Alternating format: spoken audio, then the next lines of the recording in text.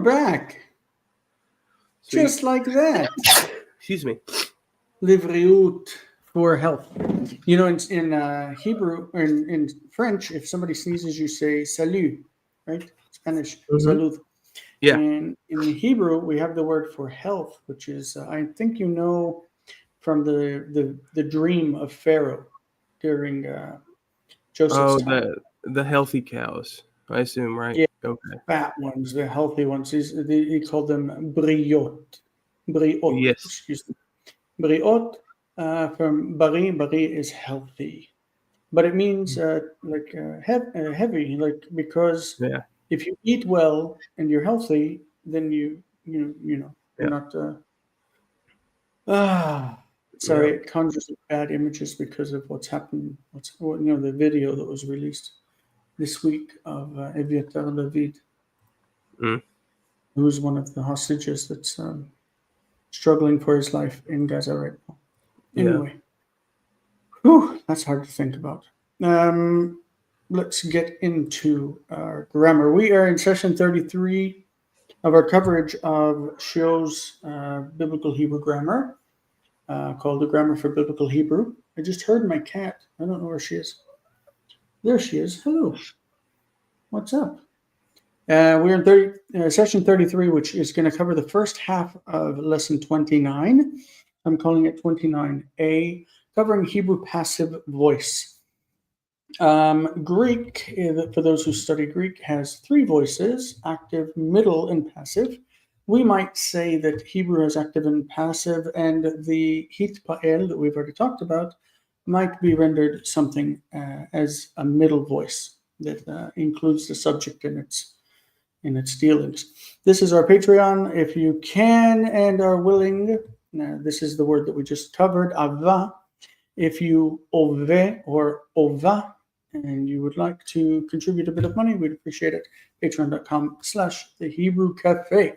We're going over the passive voice today. The passive voice is, Donovan has joined us. I will pull him up. Shalom. The passive voice is a construction which the subject of a sentence receives the action rather than performs it. In contrast to the active voice, where the subject acts upon the object, the chef cooked the meal, he ate the pizza, like John ate the pizza. The passive voice shifts focus to the object of the action, making it the subject of the sentence. So the meal was cooked by the chef. Or like John ate the pizza, the pizza was eaten. It's passive. So often the agent performing the action is either omitted completely or introduced with a prepositional phrase starting with by. It was done by someone. The world was created by God. That's a passive voice. In Hebrew, in modern Hebrew, to say by, you say al yedeh, like hands of. Al yedeh Elohim. Ha'olam nivra al yedeh Elohim. The world was created by God. This doesn't happen really in the Bible. And so passive voice in the Bible, first of all, is going to be far less frequent, which is why it's to the end of the book. And also not exactly done as it's done in English. That is, it was done by somebody. It's different. We don't express the subject in passive sentence in the Bible generally.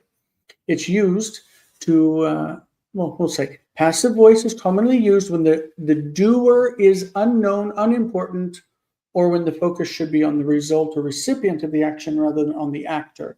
So if the passive is used, it's generally everyone, someone, it's unknown who does it, because that's why passive is used.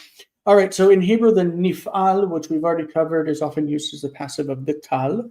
Kal, if it has passive, is normally nif'al. We do have a kal passive that we will cover in chapter 30, but we're not going to look at that today. That is rare, and it's used basically with like 4 verbs, not all verbs can take a kal passive. It's very rare. And the pual is the passive of piel, pual. And the hufal or the hofal, is the passive of hifil. Right? And this is reflected in the menorah that's so famous, where I'm going to turn my pen on, where the kal is on this side and it takes its passive in the nifal. The piel takes its passive in the pual. Hifil takes its passive in hofal or hufal. And the hitpael sits in the middle as that middle voice idea of the subject both doing and receiving the action of the verb. What do I mean, hufal and hofal? These are the same thing. And I don't know why they're the same thing, but you can find it with u or you can find it with o. Hufal or hofal. So we might have, for example, in modern Hebrew, we have this is a hufal, mu a mad, okay, which would be written like correctly as mu'amad. It's like someone who's stood up as a candidate for an office. Mu'amad is stood up from le'amid. Ha'amid, he stood something up, he made it stand. Mu'amad is made stand.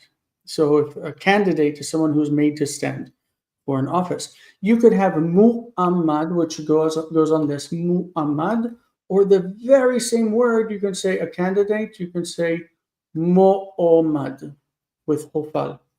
It can be hofal or hufal, and it's exactly the same word. Mo'omad and mu'ammad is the same word. So I don't know why we have hufal and hofal, but you'll find both. Hufal is the form that we would take as the more standard. So normally would call it hufal, like this, hufal, and not hofal. Hofal is not the standard form. Okay, so kitel is pl. The passive is kutal. Notice that in the passives of these binyanim, we expect to see u. The u vowel triggers in your brain passive. Okay, passive. It's not passive like, oh, he's a passive person. He's very shy and he just lets things happen to him. He doesn't take any, assertion in his life. He is not assertive, but he's passive. No, it's not like that. It's passive like the pizza was eaten and the document was saved. So we will look at some examples. Any questions so far? This is...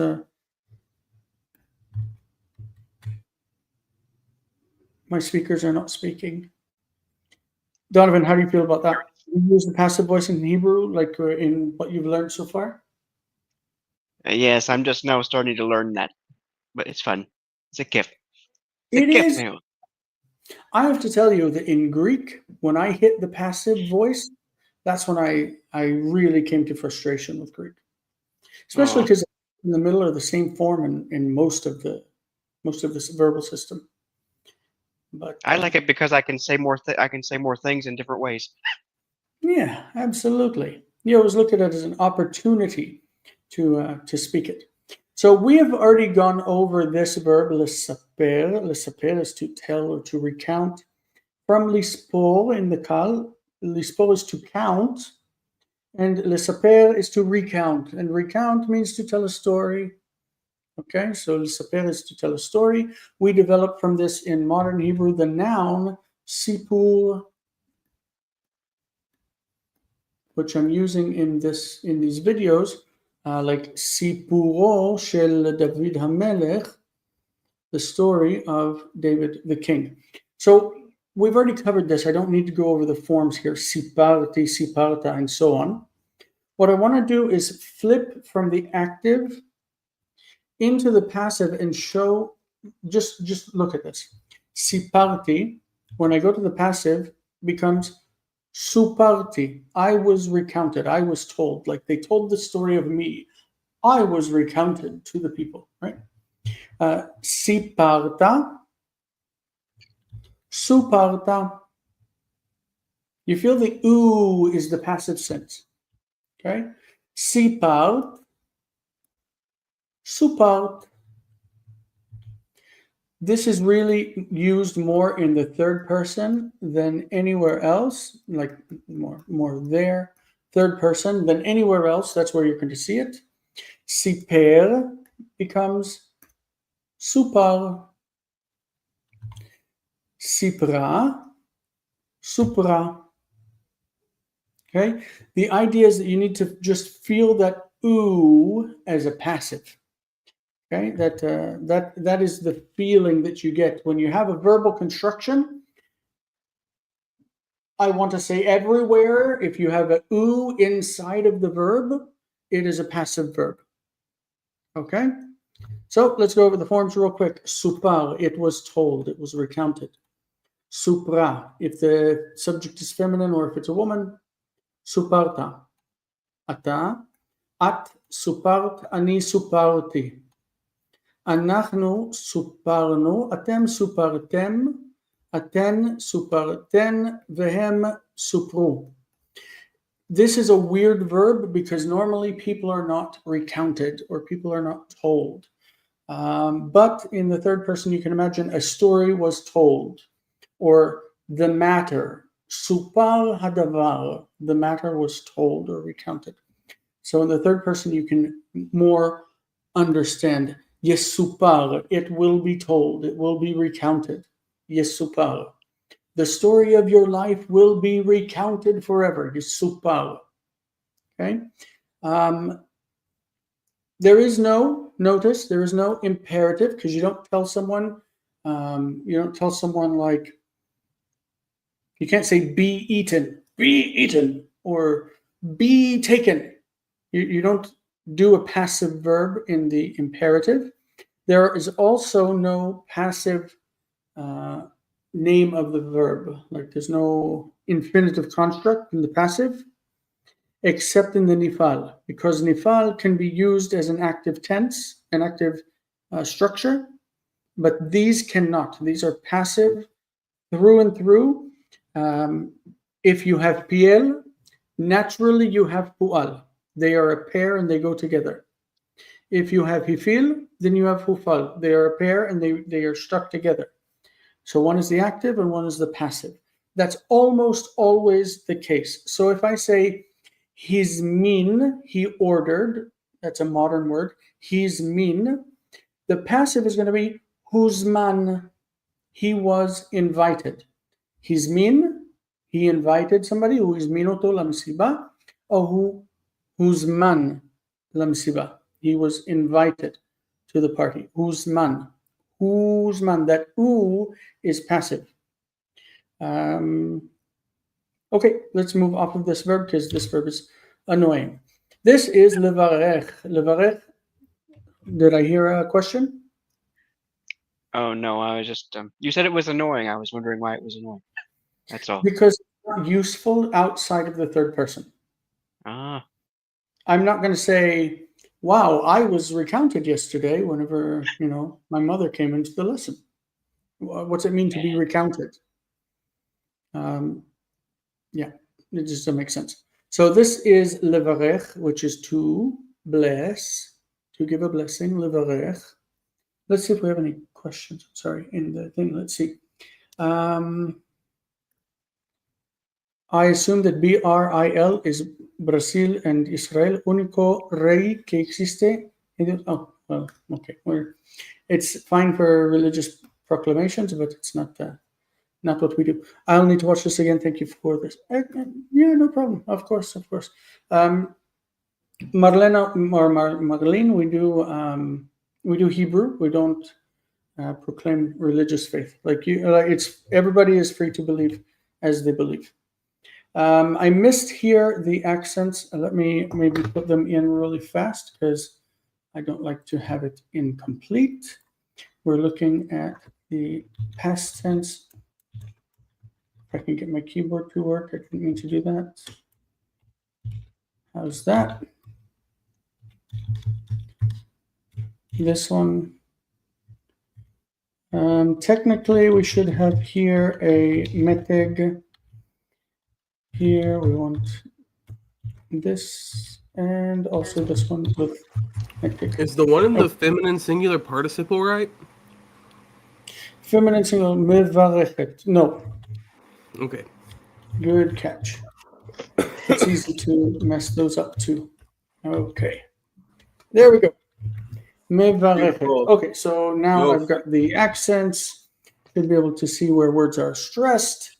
Berachti, berachta, beracht, berach, bercha. Okay, these are the PL. The PL passive is pual, but we have in the middle of this root a resh. Resh cannot be doubled, so just as this one becomes long kamatz instead of patach, we're going to have instead of oo, we're going to have o.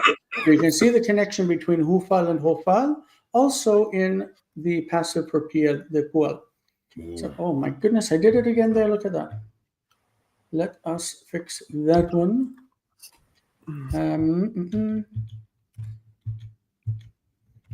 Okay, how's that? So instead of berach, he blessed, I have borach. He was blessed. Okay, borach. It's burach, but it rejects the dagesh. Syllable is open, it goes long. Borach. Borach. Borcha, she was blessed. Borachta, boracht, borachti, I was blessed. Okay. Mevorach. This is very common. In the passive tenses, the passive stems, the participles are going to be used as adjectives. So mevorach doesn't mean being blessed. It just means blessed. Like Baruch. We know Baruch, like Baruch Ata Adonai, blessed are you, O Lord. Or Baruch Ata Ladonai, you are blessed by the Lord or of the Lord. Baruch. So Mevorach also means blessed. This comes out in Jewish prayer. Just real quick. So you said that if you have that O or that U sound, it becomes an adjective in the participle in passive. So if a person It's not from the O. It's all of the passives. In the participles, they're adjectives. So if a person says Even ima, nifal is normally an adjective. Like nichbad means respected or honored. so if a person said ima mevubelet, that he's saying she's confused. Yes. You're confused, and that's an adjective. Yes. Oh, I did not know that. Okay. Because levalbel is like a pilpel stem that we're going to get to in chapter 30. Levalbel is to confuse. So mevulbal is like the pual of the pilpel, right? It's a pulpal. So mevulbal is passive, and it means confused. Yeah. I didn't know it was an another adjective. example. Yeah. The adjective, confused is an adjective. Cool. So you could say like ne'echal or achul means eaten. Like something was eaten and it is eaten. It can be used as a passive verb in the present, or it can be just used as an adjective. Yeah. Wow, versatile. Correct. I like it. So an example of this one, mevorach, is in the prayer when you're going to read the, let me just clear all of it. When you want to read the Torah, no, hold on. Okay, maybe it's before the Amidah, the standing blessings. Whenever you do the 18 blessings, you say, Baruch hu Adonai Amvorach, Baruch Adonai Amvorach leolam va'ed, Baruch ata Adonai Eloheinu melech haolam. So it's Baruch hu et Adonai hamevorach. Hamevorach, the blessed one, the blessed. Bless the Lord, the blessed, like he is the blessed one, right? Mevorach. So mevorach, you could say of somebody who is blessed. Hu mevorach. If somebody does something nice to you, it's very common in Hebrew to say, like, instead of saying thank you, you can say, may you be blessed. And this is what you say. To a man, you say tevorach. Tevorach means may you be blessed. And tevorchi, you say to a woman. Tevorchi, may you be blessed. It's very polite, very nice. Somebody gives you some charity, you say, why, toda rabba tevorchi al ma shenatat li. May you be blessed for what you gave me. Tevorchi. Okay, so this is just like you would say levarech. Now we've got the turning into o, and that should also trigger the feeling of passive for you. Again, there is no imperative and no infinitive construct. It's just the nature of the beast. Okay, and we look at hifil. It's the same principle. So himlachti, I made him king. Like I made you'd say technically imlachtiv or imlachti oto. I made him king. So he made someone king. Who imlich? He imlicha. Ata imlachta. At imlacht. Ani imlachti. Hem imlichu. Atem imlachtem. Aten imlachten. Ve'anachnu imlachnu. Imlachnu oto melech aleinu. We made him king over us. Okay, it's to coronate, to crown someone king, to make them king. So the participle mamlich, mamlicha, mamlichim, mamlichot. The future amlich, tamlich, tamlichi, yamlich, tamlich, namlich, tamlichu, yamlichu, and then together tamlechna. Tamlechna because the e becomes eh. Okay, that's this is standard. What happens when it goes to passive is that instead of e, you say u. So imlich, first of all, it's called hufal and not hufil. So this becomes a, and this becomes u.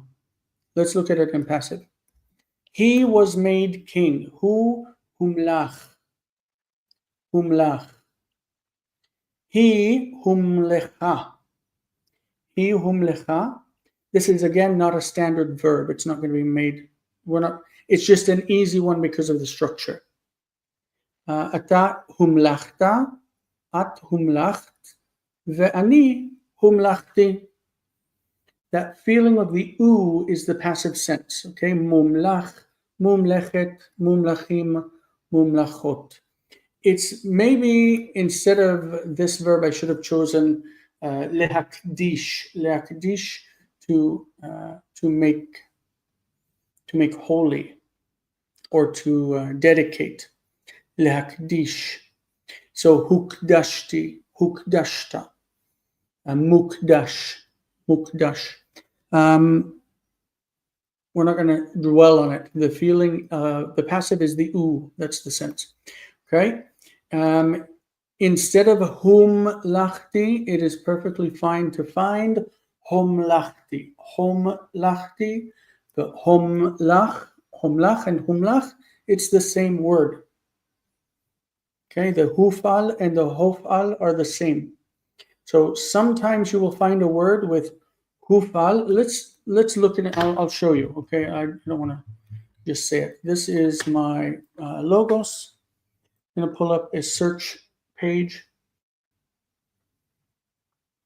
and we will look at the perfect of hufal, and we'll see. Okay, any verb. Not to do any verb in the hufal. It listed here as hufal. Any verb in hufal and the perfect. Okay.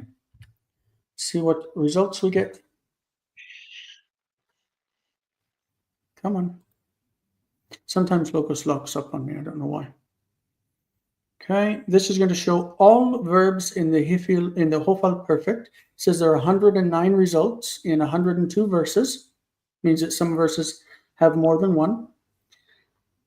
And let's look for one that has hofal instead of hufal. Okay, so there's an example. Horeta. We can go to Exodus 26:30. We say, Va'akemota et hamishkan. You set up, or you will set up the mishkan.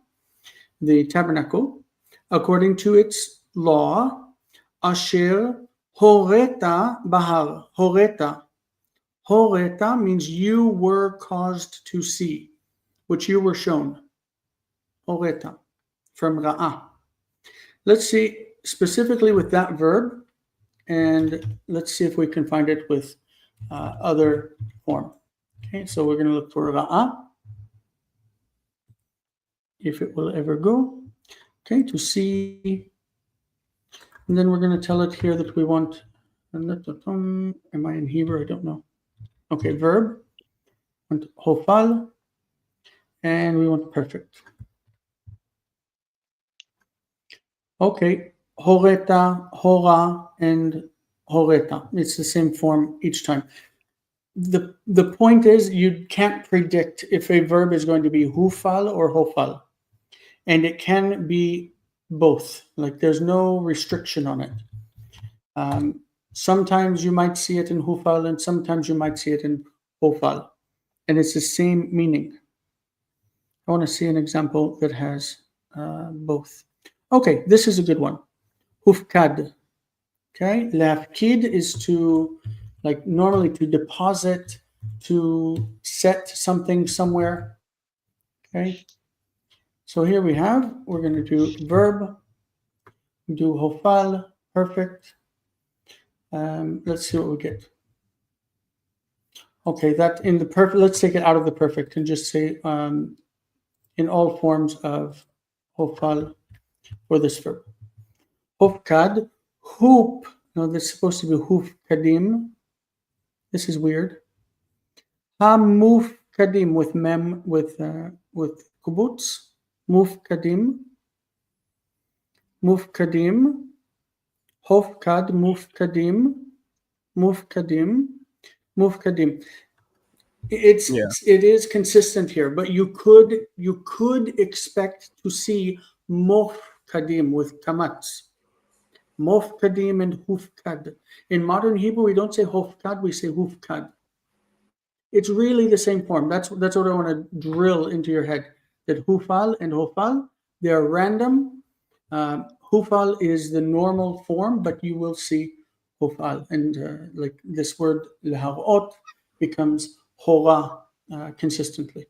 Anyway, this verb, lehagid, to tell or to announce, takes as passive as hugad. This is hifil. Hugad. Okay? Again, higid, hugad. Higida, she told. Hugda, she was told. Okay? Higadda, hugadta. He got it, who got it? He got it, who got it? In the future, Yagid becomes Yugad. I hope the idea is clear that the passive has that oo sound. For the rest of this lesson, I want to just go over PL and Hufal verbs as they appear in the Bible. And so we're getting away from what he has in the text and into more enjoyable stuff. Okay? The first verse with the pu'al in the Bible is Genesis chapter 2, verse 1. Colton, you want to read that? Sure. Vaikulu hashemayim v'haaretz v'kol tzeva'am. Yes. Vayechulu. That oo in the middle of the verb, that tells you it's passive. The active would have been PL, it was vayechalu. Vayechalu would be they completed. Mm-hmm. But this is vayechulu, they were completed. Passive. What was completed? The heavens and the earth and all their array were completed. This is the end of the creation week. Vayechulu hashamayim v'haaretz v'chol tzva'am. This we start on Friday when we say blessings for Shabbat. Because it's the beginning of the Shabbat recounting. Anyway, Genesis 7:19 says, "Ve'hamayim gavru me'od me'od al haaretz, vayechusu kol ha'arim hagvohim asher tachat kol hashamayim." So hamayim gavru, the waters increased. Like this is like gevel, man, right? To become stronger. The waters became very, very strong. This is me'od me'od, very, very strong upon the earth. Vayechusu kol ha'arim hagvohim. All the high mountains were covered. Passive, were covered. If it said they covered, it was vayechasu. The PL has a. Vayechasu. But this is pual. It's passive. You feel it in the u. Vayechusu. They were covered. From lechasot, to cover. Verse Genesis 22:20. Can you read that for us, Donovan? Okay. Vayehi acharei hadvarim ha'ele vayagad. Vayugad.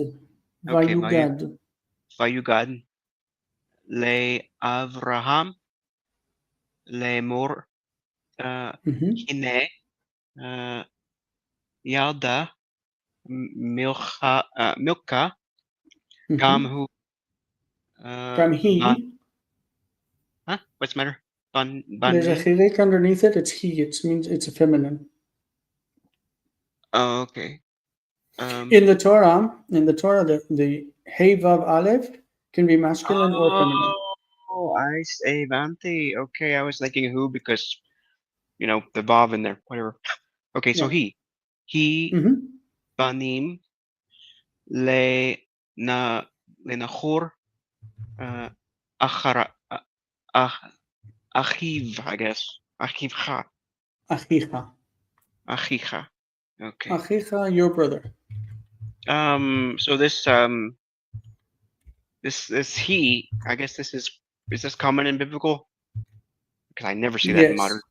In the Torah. Okay, well that's confusing. In the Torah, who and he is the same spelling. Oh wow! All right. But who has a dot in the vav, and he has a dot under the hey.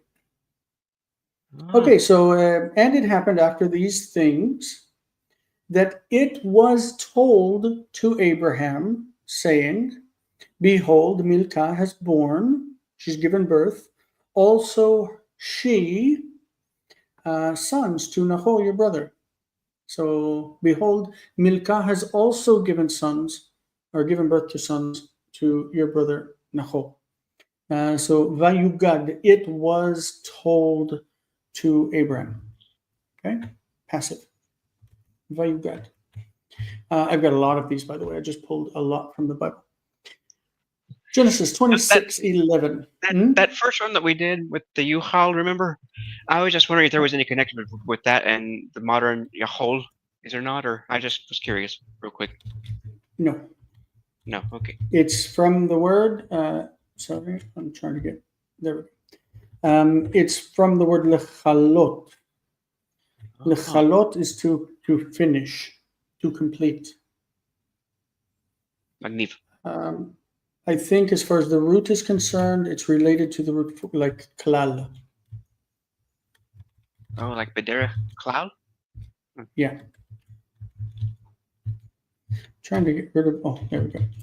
I don't know why, but the Bible, as it exists on Logos, doesn't put the dot on the cholam above the cholam. It puts it on the previous letter. That annoys me. So like the word rosho here, the dot should be there. What I'm pointing at is this word. The dot should be there, but for some reason in Logos, they put it there. Like this should not be there. Sorry. That should not be there. It should be here. See what I mean? I hate it. Anyway, so this one says, Vayitzav Avimelech. Okay, Vayitzav Avimelech. Avimelech gave an order. Okay, he commanded. Et kol ha'am. Okay, he commanded all the people. Lemor. Hanogea ba'ish hazeh, saying, the one who touches this man, Hanogea ba'ish hazeh, anyone who touches this man, Uveishto, again, the dot is in the wrong place. Anyone who touches this man or his wife, mot, that's an infinitive absolute, yumat. Okay, so we know yamut, he will die, yamut. This is yumat. This is from hemit. Hemit, he will put to death, and yumat, he will be put to death. He will be killed. So that's passive. Anyone who touches this man or his wife will be put to death. That makes sense? I hope it does. Can I try to get rid of that? Yes, there we go. Okay. I don't know why I'm caring about where the placement of these dots are, because I'm just using this today. Genesis 28:12. Colton, you want to run through that one? Do you know this passage? Jacob and the ladder into heaven, stairway. At Bethel. Yes, I know it. Sorry, I was muted. Mhm. Vayachalom v'hinei sulam mutzav arza v'rosho magia hashamayma v'hinei malachei Elohim olim v'yoredim bo. Mhm. Okay, so it says, and he had a dream, vayachlom, and behold, a ladder, sulam, or stairway, ladder, something you go up on, mutzav arza, like it's placed or put. Yes, it was stood. It was stood up. Yeah, stood up on the earth, like it was put in a place on the earth, and its head, magia shamayim, arrives in heaven. Magia is arrive. That's also in modern Hebrew, magia. Lehagia is to arrive. And behold, angels of God going up and coming down on it. Okay, so mutzav is from lehatziv, hitziv, hitziv. He stood up. He made something stand. Hitziv. Okay, that's a tzadi, by the way. Sorry, the bad tzadi. All right, the last verse on the page is from Genesis chapter 39. V'Yosef hurad mitzrayma, vayikneu Potifar sris paro, שר הטבחים איש מצרי, מיד הישמעאלים אשר הורידוהו, shama. So horiduhu is active, they brought him down, and hurad is he was brought down, passive, from yarad. Joseph was brought down to Egypt. Yosef hurad mitzrayma, and Potiphar, the eunuch of Pharaoh, the officer of Pharaoh, chief of the cooks, an Egyptian man, purchased him from the hand of the Ishmaelites who brought him down there. Okay? I hope this is helpful, more helpful than just looking at the tables. Yes, it definitely is that. Good.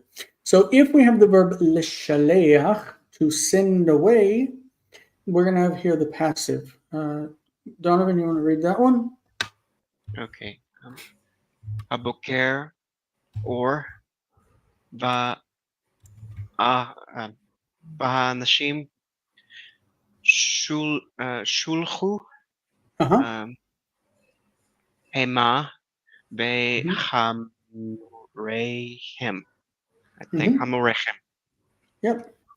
Haboker or just means that, like, at the light of morning, right? The morning is light. At the light of morning, Hanashim shulchu, the men were sent away, passive. The shaleach, active, shaleach, passive, shulchu, shulach. The men were sent away, they and their donkeys. All right, shulchu. The next one's nice and fun. Third hey verb. Colton, you want to do Genesis 45:19? Sure. ואתה צווית, sorry. ואתה צווית זאת עשו. קחו לכם מארץ מצרים עגלות לטפכם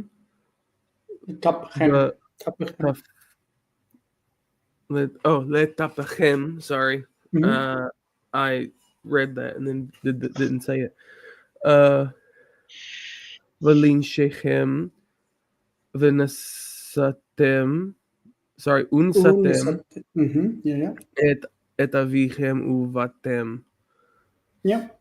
This is the end of the Joseph story where his brothers are going to come back to Egypt. Yeah. Do you want me to translate it? Yeah. And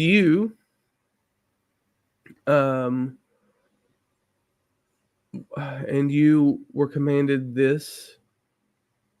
You were commanded zotasu.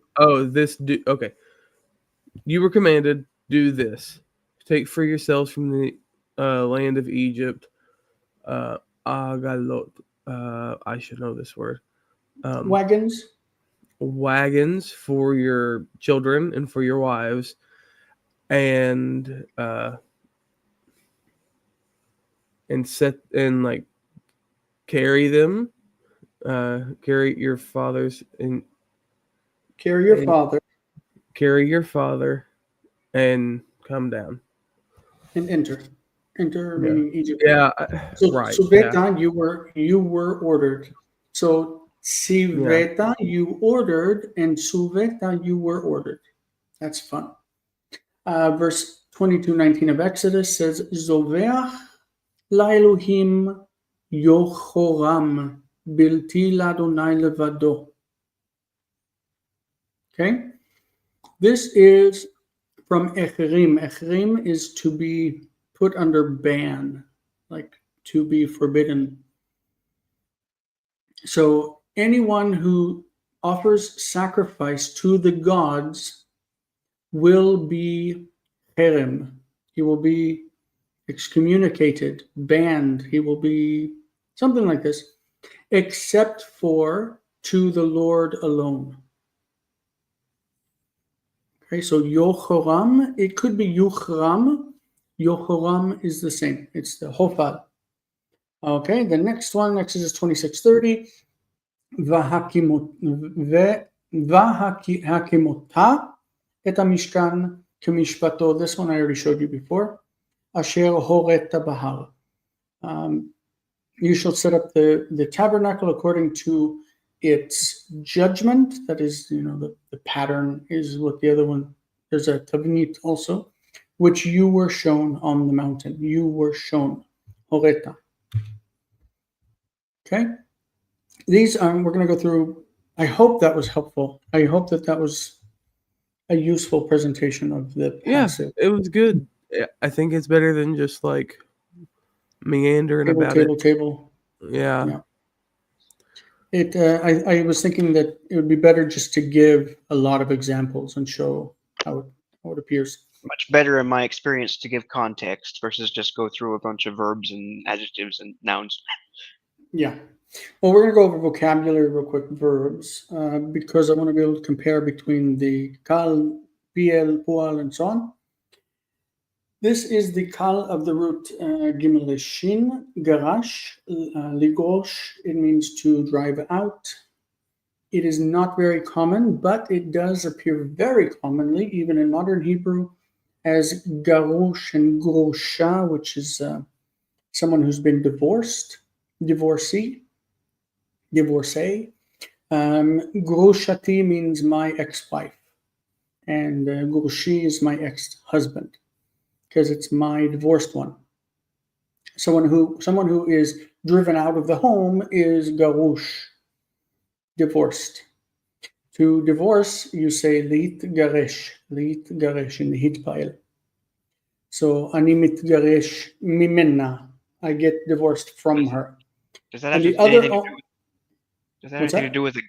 anything to do with a get? Are they connected?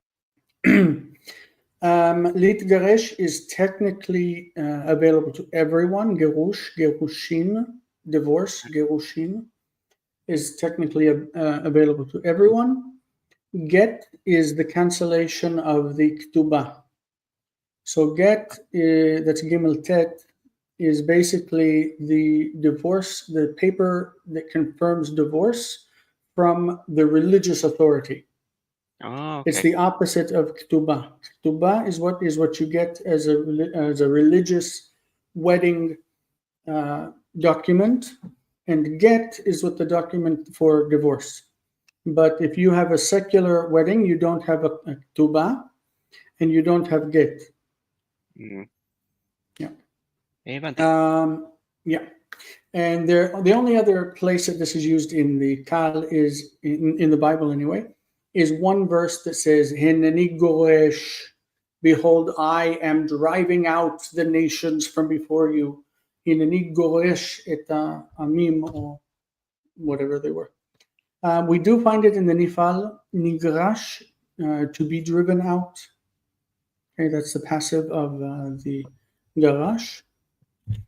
It is far more common to appear in the Piel, where it's geresh. We talked about girush. It's the action of casting someone out, or driving them out, or kicking them out. For example, in 1492, the Jews that lived in Spain were expelled from Spain, and we call it girush Sfarad. It's the expulsion. I believe that's what. Hold on, that's what it is in my head. Let me confirm that real quick, because that in my head I say Girush Sfarad, and that's. But I don't want to give you. Let's see, Girush. Yes, Girush Sfarad. I can show you this real quick in Hebrew. So Girush Sfarad was the kicking out. They're kicking out by force in 1492 of the Jews in the kingdom of Castilla and Aragon, which refused to become Christian.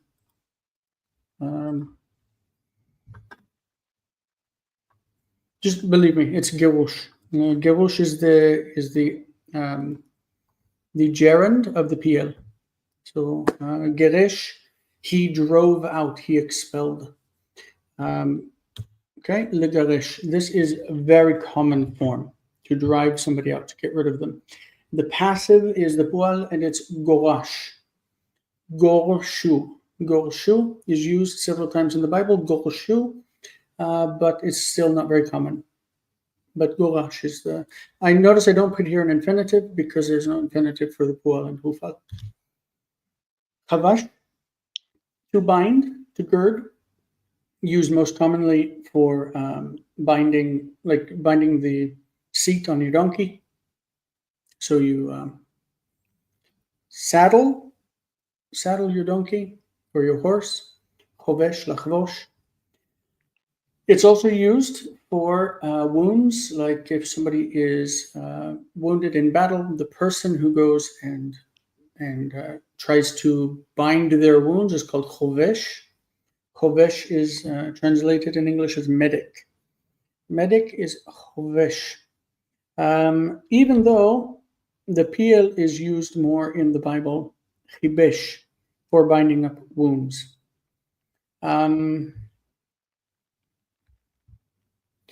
There's a called passive of that word in Isaiah, for their wounds were bound up, and it's a metaphor of Israel being laid bare whenever it went into exile. I think Isaiah chapter 2. Hibit, in the Hifil, hibit is to look at. It's followed by bet. It governs the preposition bet. Lehabit bemishu. Habet bi, look at me. Okay, you can say habet bi, look at me. Hem mabitim bi, they are looking at me. Hu ebit bi, hem ibitu bi, they looked at me. Okay, nika, we use this. This is nifal, from naki, meaning innocent.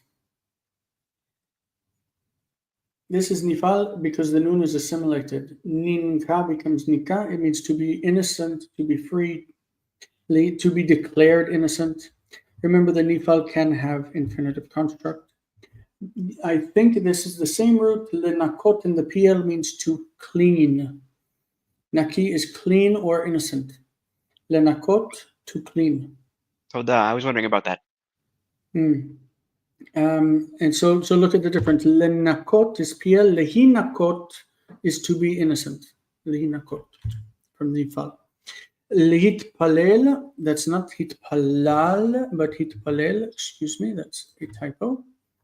Hitpalel is to pray. Also used today in modern Hebrew. Hitpalel. Okay, ani etpalel bishvilchem or avochem. I will pray for you.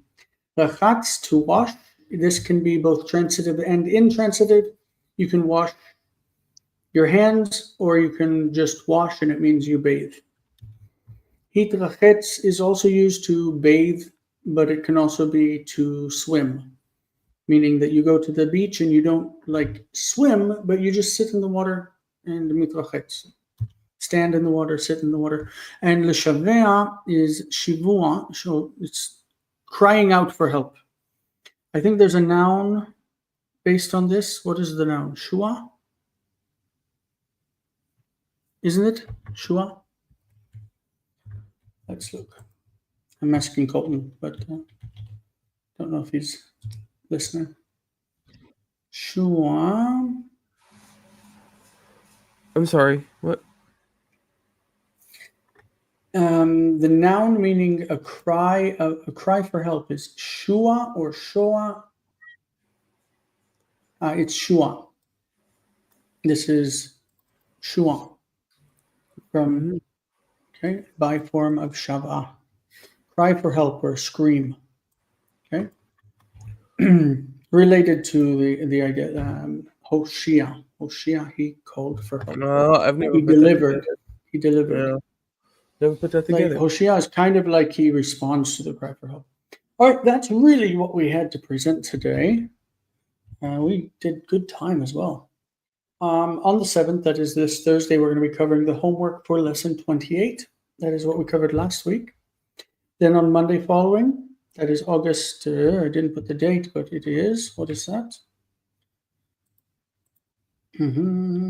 August 11th. We're going to be continuing with David's story. Let's put the date because I feel silly that I didn't put the dates on this one or on this one. I put all this together as quickly as I can, so sometimes I leave things off. August 11th, we're going to be reading David's story, again, continuing from chapter 2 of 2 Samuel, verse 25. Let's see how far we get. There are 32 verses, I believe, in the chapter, so I think we should finish it. And then on the hour after, we're going to devote the entire hour to looking at conditional sentences, because this is something that I feel is generally not so well understood. So we want to break lesson 29 into two pieces. We did today the passive voice, and next week we'll do conditional sentences. And then we'll go back and we will cover the homework that we missed whenever I was gone and went on my conference. So we'll go over lesson 26. I think that about covers it. Any feedback, comments, or questions? Oh, I have a question in the chat. Let's see. Prima scriptura. I tune in from time to time, and I have a question. Okay. Can I ask two questions? Okay. Question in 2 Samuel 12:11, the word, I guess that's ishav, meaning wives. I need to look at that because I don't recognize ishav. Okay, 2 Samuel 12:11. Pulling the share screen back up. I think Okay. it's that, or it's Isha, and it's like saw, like I saw the Isha. כה אמר אדוני, הנני מקים עליך רעה מביתך, ולקחתי את נשיך your wives, nashecha, leinecha, v'natati l're'echa, v'shachav im nashecha, le'enei hashemesh hazot. All right, I don't see ishav, I see nashecha twice. Yeah, So meaning it's wives is the word pilegesh. 2 Samuel 16. Concubines, does it have the same meaning? Oh, okay. So you're asking basically what's the meaning of pilegesh as opposed to isha. Isha would be, it's a woman, obviously, but she is in marital relationship, she has rights. She exists as a partner.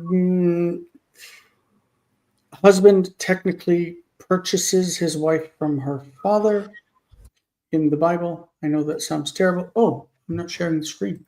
I thought I was sharing that. כה אמר אדוני, הנני מקים עליך רעה מביתך, ולקחתי את נשיך לעיניך, ונתתי לרעך, ושכב עם נשיך לעיני השמש הזאת. לעיני השמש, it's kind of weird because in the eyes of this sun, but it means like in broad daylight. That he's going to sleep with your wives in broad daylight. I think this is talking about Absalom, right? That he would sleep with his father's wives in broad daylight. yeah, that sounds Anyway, like something he'd do. so Pilegesh, concubine, is basically a slave. The person has a sexual relationship with her, but she is not a wife. It's kind of a complicated arrangement, social arrangement.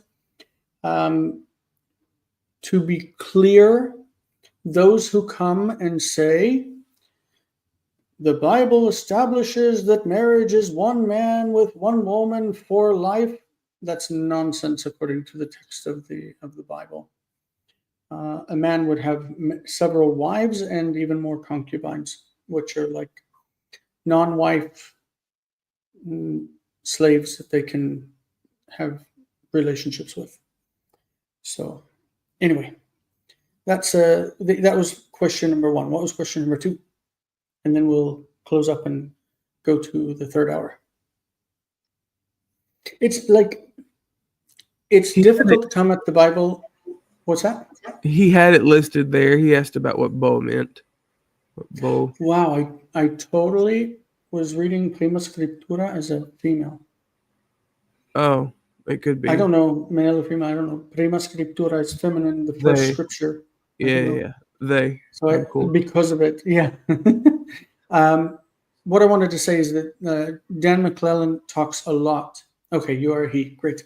Dan McClellan talks a lot about univocality with regard to the scriptures, that we shouldn't assume that all of the texts and the authors had the same thoughts and the same words and the same message, that we should allow each text to speak for itself.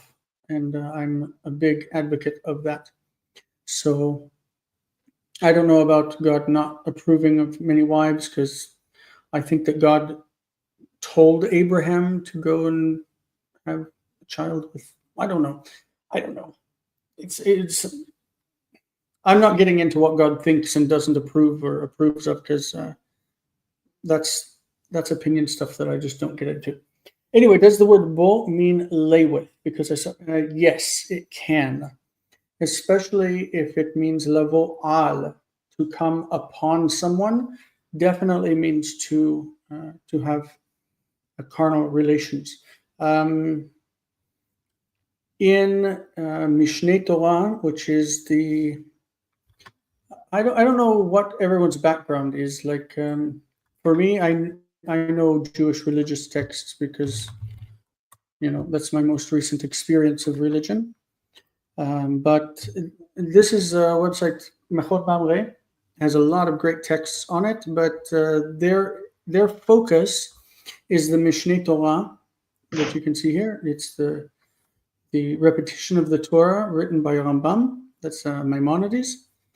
And when he talks about the there's a lot of isurim, like prohibited relationships in the Torah. A man is not cannot have a relationship with a woman and with her mother. There are forbidden relationships, and these forbidden relationships. I don't remember what section it's in.